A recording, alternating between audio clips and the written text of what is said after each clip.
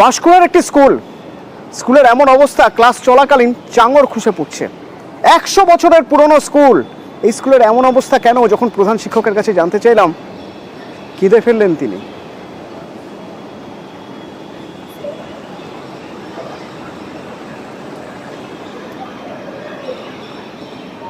যেটা আমাদের biology practical room, practical করা হয়, ওই রুমে বিরাট চাঁচর করে বেঞ্চ ফেঞ্চ ভেঙে গেছে এবং ছাত্ররা অল্পের জন্য রক্ষা পেয়ে গেছে। 70-80 বছরের পুরানো বিল্ডিং, সেই বিল্ডিং এর নিচতলাতে এই ঘটনা ঘটেছে। দোতলা বিল্ডিং, ওটা দোতলাতেও কতগুলো রুমে, ক্লাসরুমে জল পড়ে। বর্ষাকালেও গায়ে টিচার বা ছাত্রছাত্রীদের গায়েও জল পড়ে, তার মধ্যেই ক্লাস করাতে হচ্ছে। এই মতো অবস্থায় ঊর্ধ্বতন কর্তৃপক্ষ এবং সরকারি সাহায্যের একান্ত প্রয়োজন। স্কুলে ছাত্রছাত্রীদের স্বার্থে বা স্কুল বিল্ডিং এর এই অবস্থায় পঠন পাঠন চালাতে হচ্ছে আমাকে। প্রতিনিধি সুজিত আমার সঙ্গে সরাসরি রয়েছে। সুজিত, বোঝাই যাচ্ছে প্রধান শিক্ষক তিনি অসহায়, নিরুপায়, তার কিছু করার নেই। তার হাতে যতটুকু ছিল ততটুকু তিনি করেছেন, কিন্তু এই অবস্থায় তো স্কুল চালানো যায় না। এই অবস্থা ফিরবে বা এই হাল ফিরবে কিভাবে স্কুলের, কি মনে হয়?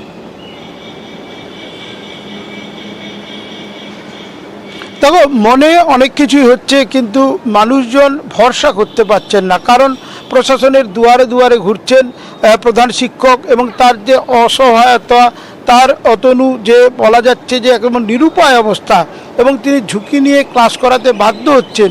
শতবর্ষ পেরোনো একটা স্কুল, পাঁশকুড়ার অত্যন্ত গুরুত্বপূর্ণ এই স্কুল এলাকার মানুষের কাছে, এবং বহু গ্রামের মানুষজন পড়ছেন। প্রায় 2000-এর মতো স্টুডেন্ট রয়েছে। সেই স্টুডেন্ট সংখ্যা যখন এত বেশি, সেখানে কিন্তু ঝুঁকি নিয়ে বলা যায় যে স্কুলে পড়াতে বা এই ক্লাসরুমে পঠন পাঠন চালাতে বাধ্য হচ্ছেন। তখন কিনা ঝুঁকি কতটা বেশি সে খবর আমরা দেখাচ্ছি, যে সেই ছবি দেখাচ্ছি।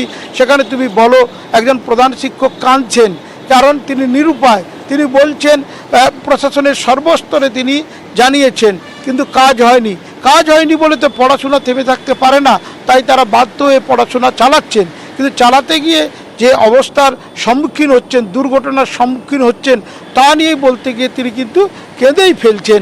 আসলে একেবারে তিনি নিজেও তো জানেন, তিনি নিজেও তো বুঝতে পারছেন, 2000 পড়ুয়া, এই স্কুলের 2000 পড়ুয়া বিপদ মাথায় নিয়ে ক্লাস করে যাচ্ছে।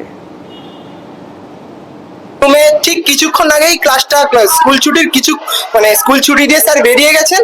তারপরে ছেলেরা সবাই বেরিয়ে যাওয়ার পরেই ওখানে এটা ঘটেছে। হ্যাঁ, আমরা খুবই আতঙ্কের মধ্যে রয়েছি। আমরা চাচ্ছি এই রুমগুলো যাতে মেরামত করা যায়, কারণ আমাদের এটা 100 বর্ষ প্রাচীন স্কুল।